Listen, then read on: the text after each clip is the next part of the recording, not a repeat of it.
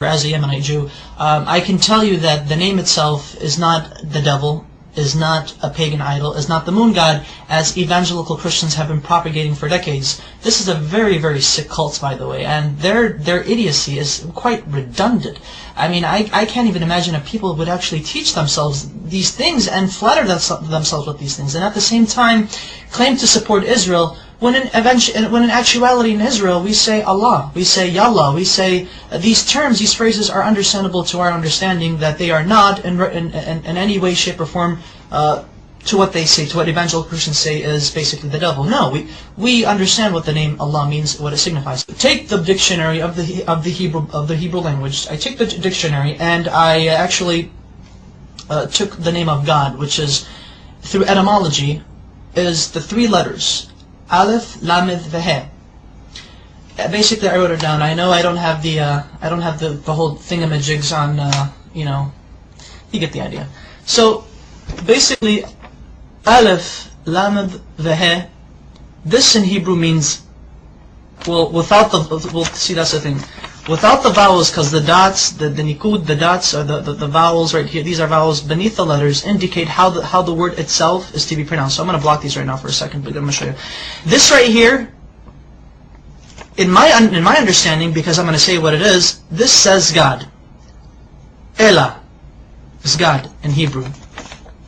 Now, with these two right here, with these two vowels, this is the Fatah Sagol, Fatah Sagol.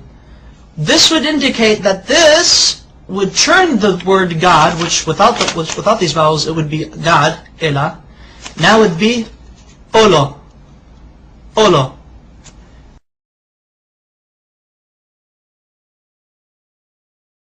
Olo means a curse, an oath, or a covenant.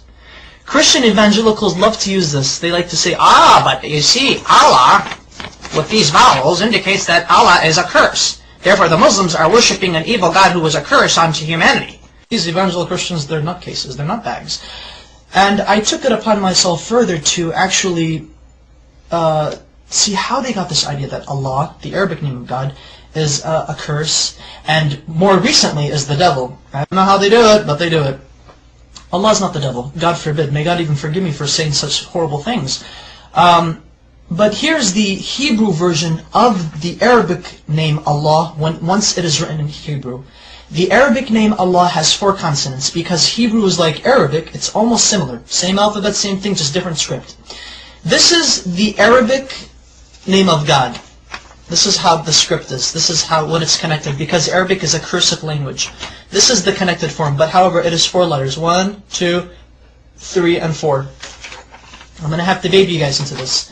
Now this is the name of God, Allah in Arabic, but broken up. So that way each letter is given its position. This is Aleph, this is Lam, this is Lam, this is He. So Allah. Okay.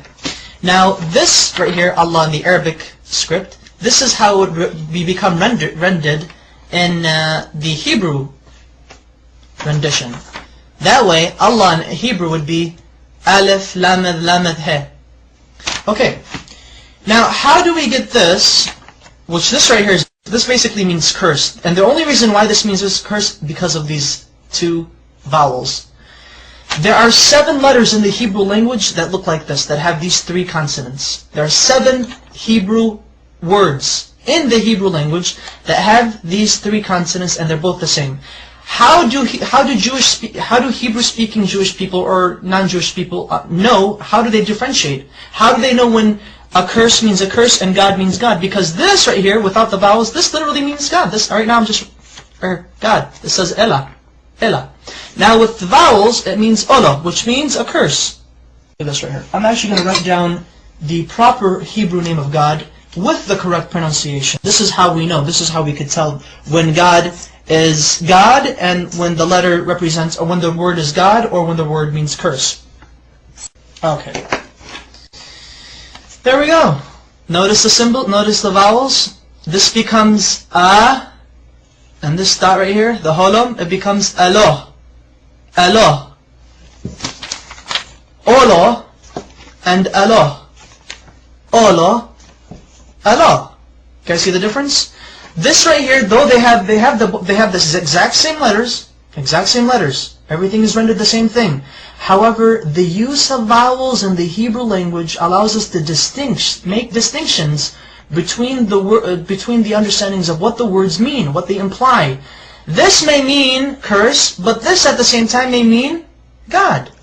Okay, that's fine.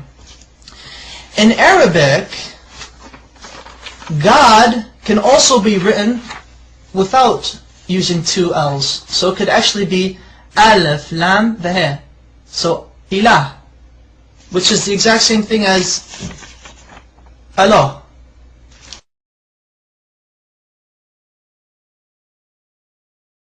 Their understanding of how they approach God is exquisitely the same. We do not share the system of belief with Christians that they and us worship the same God. No, we do not. So help me God. But Christian evangelicals do not worship the God of Israel. They do not worship the Islamic perspective of God. Maimonides, one of our greatest philosophers in Judaism, as well as a religious philosopher of Judaism, has quoted extensively in his beautiful Igeret Teiman, or the Epistle to Yemen, in which he was basically teaching and basically answering many questions brought forward to him. The Jews of Yemen asked, what is your position of Muslims? Are they considered idol worshippers? Are they considered paganists? And Maimonides said, the Muslims, the idolatry has been removed from their hearts. A Muslim does not know idolatry, he does not know paganism, he has no form of whatsoever of any grain left in his heart. Therefore it is permitted unto a Jew, when he enters a land where he cannot find a synagogue, that he is allowed to pray in a Muslim mosque. He's okay, it's fine, it's okay. Hey, I can go to a Muslim mosque and pray if I have to, if I can't find a shul. However, Maimonides says, be careful. If a Jew enters a land where there is no mosque or a synagogue, then he is forbidden to enter a Christian church if there is one. Do not pray in a Christian church. And the reason why is because Christians do not worship the same God we do. They worship a pagan. They are idolaters. They are called Avodah Zarah in Hebrew, which means idol worshippers. So exquisitely said, so wonderfully stated. Oh my goodness! And you know, it's quite interesting that unfortunately there should be more Jews actually stating the facts as it is. That you know, Muslims and Jews and Muslims, we both worship the same God. No matter what these crazy evangelical Christians are saying, they're basically nutbags. Whatever they say, they just try to come up with exceeding lies, redundant lies. The type of lies that only a child in the kindergarten could easily make up. And emphasize that Arab Christians, and you know, this is what's also funny, and thankfully I remember this, because this is what I really wanted to say, and get a load of this Christian evangelicals. I should refer to you guys as evangelicals. There are actually 20 million Arab Christians in the Middle East today, as well as in the United States, as well as around the world.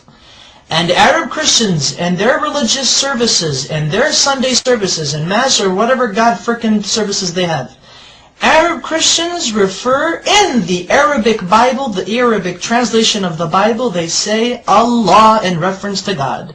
Now, I would like to ask these evangelicals, what say ye of these people who claim to believe in your Jesus? What say ye to them? Now, are you going to go chase them and say, oh, you're worshiping the devil. The devil is Allah. Just let you know that classical Arabic is very close to classical Hebrew, biblical Hebrew, as well as classical Aramaic. They all tend to agree, they all agree in unison that Allah, Hashem, Allah are, through etymology, which is the study of the root of words, have come to a unanimous agreement that Allah is the perfect Arabic name of God, that it cannot be made into a male. Through its perfection, it cannot be made into a male gender nor a female gender. Rather, it is a neutral personification, not personification, but rather a neutral attribute to God. Such wonderful history.